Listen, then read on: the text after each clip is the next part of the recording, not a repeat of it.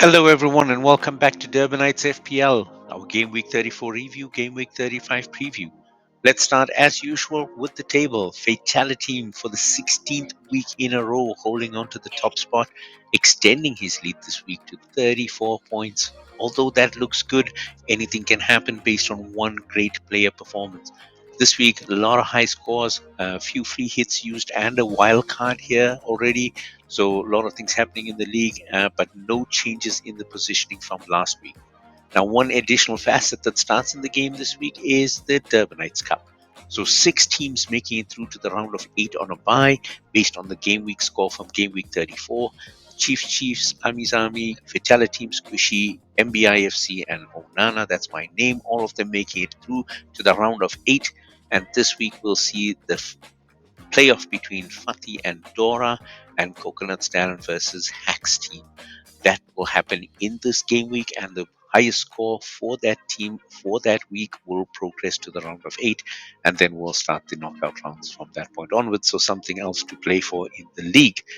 Now, again, the player selections for this week, of course, Cole Palmer in 9 out of 10 teams, but featuring in none of them due to illness and possibly facing the same this week as well, with Chelsea coming up with a double header. Mo Salah in 8 out of 10 teams, super disappointing in this double game week. Liverpool is feeling the effects of that for sure. William Saliba and Phil Foden both contributing double figures this week, 7 out of 10 managers scoring based on that, and Bukayo Saka coming in with 9 points this week, but definitely valuable points for those 6 managers that had him. Then looking at the differentiators, Martin Odegaard, Johan Wissa, and Antoine Semenyo all coming in with double points. Odegaard with a big 20 points, just 1 out of 10 managers supporting those guys. Joachim Anderson in 2 out of 10 also coming in with double figures this week. Gabriel and David Raya also from Arsenal coming in with big points there. 3 out of 10 managers scoring there. And Jordan Pickford leading Everton's fight for survival. 4 out of 10 managers having on the team, but only 2 playing him this. Now, looking at the hits and misses, on the hits, we have, of course, our next Centurion. So, Squish coming out of nowhere with a great free hit play, 101 points this week. Really, really well done. And then a lot of good defensive performances this week, as you'll see in our teams. Iron Wall, 40 plus points from defense and backline for Ami, Fatih, MSK, Zax, and Azra. But our long-time defensive specialist, the Titanium Wall, 64 points just from her backline. Squish playing a 5-2-3 this week and coming up with the goods. From the midfield standpoint, Moob's doing really well, 47 points, including the 20 from Odegaard, but well played by him. And then from a super striker point of view, Squish and Hack coming through with 25 points each. Really well done for them.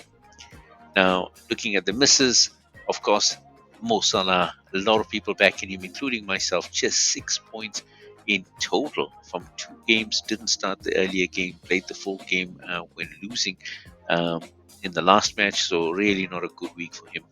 Then on the hot bench side, this has been his favorite, I think, this entire season. Probably his fourth or fifth hot bench. MSK 31 points on the bench this week, including Jordan Pickford. Looking at Zax, we have to call out here, no cap, so she missed out on captain. Having Cole Palmer as a captain and Erling Haaland as a vice captain was not a strategy that paid off. Both didn't play a single minute in this big game week, so 0 points from her captain this week, and it cost her in the fight for the title. And of course, the last call out here, those that didn't go for Jordan Pickford in the front line, 18 points lost by MSK and Ami. Fatih also didn't play Jordan Pickford up front, but she did have David Raya, so just 2 points missing there. Not such a bad result for her after. And then looking at the best possible selection based on our team, of course, this week we had to go with a 5 at the back setup. The defenders doing really well, especially the Arsenal team. So looking at starting at the back, Pickford with these big 18 points. Then Alexander Arnold for Liverpool scoring as well, not so much the clean sheets, but then Anderson, Saliba, and White and Gabriel really contributing all big double figures. Then White 26, including 2 goals. So really doing well for Arsenal. Then Foden coming in with a big performance yesterday.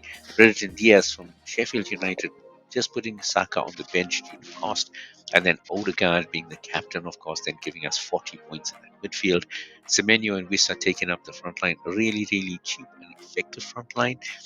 And of course, then on the bench, you've got Ria with his 16, Broom Larson from Burnley, Saka and Solanke completing the bench.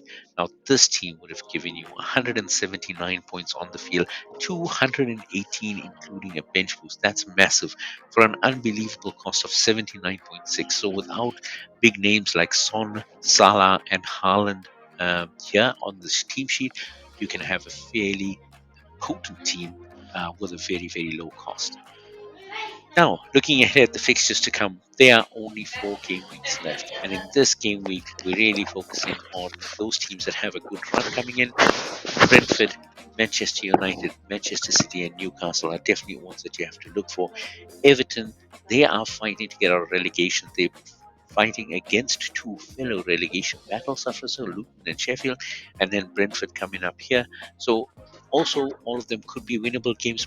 Everton is starting to really show some good form now as they try and stay up. So definitely want to look at some of the players from there, and we'll deep dive into that. Bournemouth as well, except for the Arsenal game, a fairly good run. And then of course Chelsea, which will have a double game week, so we had to call them out this week. But playing Villa and Tottenham is not an easy double. But then after that, fairly winnable games for them as well. And of course with Cole Palmer back, then everything does move in their favour. Are looking at teams to be cautious with.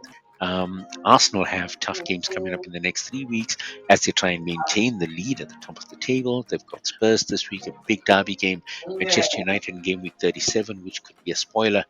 Then you've got Burnley, who've got 3 tough games on a run, so definitely not someone you're looking to play.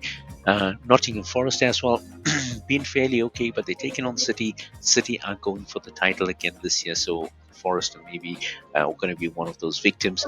Then a good game against Sheffield United coming up, and then taking on Chelsea. Then you've got West Ham, who've got Liverpool and Chelsea back to back before they get Luton. And they do have Jared Bowen, who's doubtful, so just think twice about that. Spurs coming back after a blank last week with a double game week, but a terrible double game week, taking on Arsenal and Chelsea. 2 London derbies, one against their North London rivals who are top of the table. It's just going to be an awkward week for Spurs.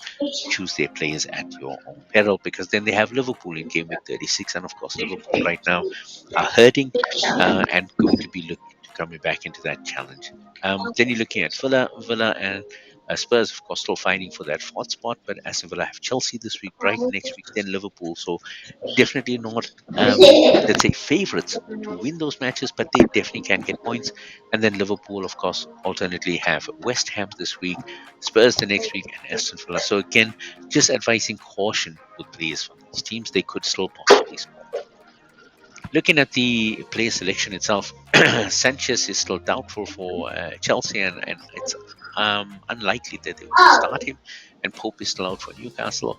On our picks, we're still choosing Onana for Manchester United because of the favourable run of games that they have. Pickford from Everton, based on his performance last week and Everton's run of games, you might want to look at that. And of course, Dubravka, who's there from Newcastle, of course, not Everton. Sorry for that mistake. Looking at the defenders, Watman and Trippier are both out from that Newcastle defence.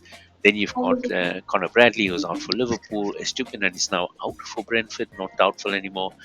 Poro, Udoki, and Bogle are all doubtful currently. So just calling out those players that have been selected for teams. Then looking at Liverpool, you want to include Alexander Arnold probably because he's still got a goal scoring threat, even if not defensively sound. Roslev from Brentford, due to the lineup that they've got coming up the next 3 games, he could also get goals in that. Definitely looking at Newcastle and Fabian Scar. He's good at scoring goals as well and has been anchoring that defense. Manchester United, because of their great run and their good performance on the previous weeks to come back and win.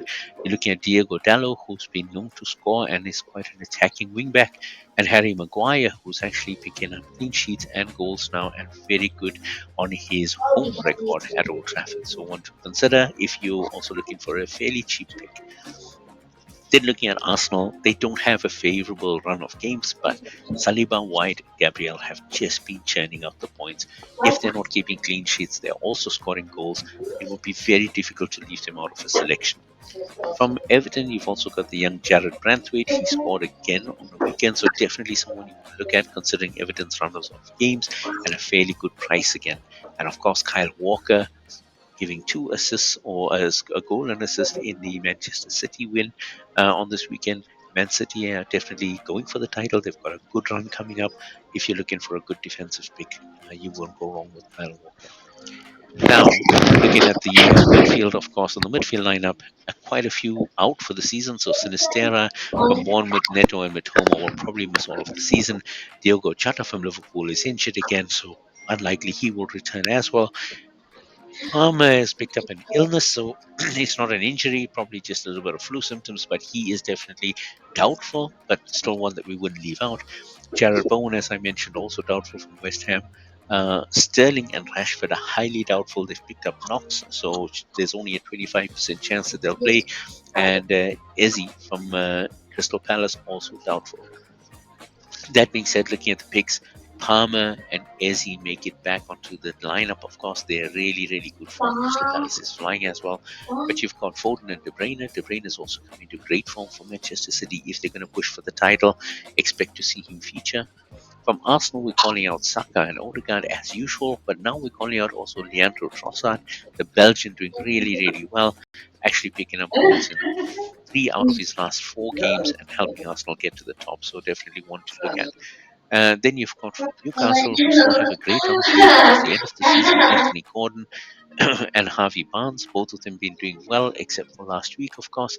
Brian Wim was back and, of course, also in good form, getting a goal in the game before last and an assist last week. So one that you might want to look at from Brentford, considering their run. Garnacho and Fernandez. Fernandez has now scored, I think, 4 goals in the last 2 games, so definitely one to watch. And Garnacho's a very, very exciting young man, super cheap pick in case you need to create some funds in your midfield so that you can spend. And then, of course, looking at Eze and Olise from Crystal Palace, who had a fantastic double game week last week. When we look at the forwards, Callum Wilson still out for Newcastle, Awoniyi for Forest, and Evan Ferguson for Brighton. Haaland is doubtful. Cunha is now actually recovered, as you said, and Tony from Brentford. He's actually doubtful for this game. Hasn't played in the last 2 as well, so maybe not one to look at. However, you want to look at Ollie Watkins is in great form, even though Villa don't have the great run of matches. But then Dominic Solanke, Darwin from Liverpool, maybe one to look at. He's got to score sometime, and Liverpool will definitely want to be charging for the title, so one that you can look at. But Isak from Newcastle with a great run of games. Cunha from Wolves, he's very, very good at scoring. Haaland, of course, for City, he's going to have to be spearheading the attack alongside Alvarez. Wissa for Brentford in the absence of Tony. Hoyland picking up a goal also in midweek action as well for Manchester United. And then you've got Mateta and Calvert Lewin for Everton, of course. Mateta scoring 4 goals in the last game week, over 2 games, of course, but really, really good form currently. And his new manager, Glasner, is playing him quite often. So you might want to look at that going forward for Crystal Palace. So that's what we have for game week 35. Looking forward to an exciting game week. Don't forget, Spurs are playing twice and Chelsea are playing twice, but very, very difficult games and a lot of injuries plaguing them. But all the best for that. We're going to come back with updates on who progresses to the round of 8 in the Cup, as well as how the table changes as the weeks go. So much for now. Good luck. Don't forget to like, subscribe, leave a comment if you want to see something different than the last few weeks. Thanks for Go like watching. that.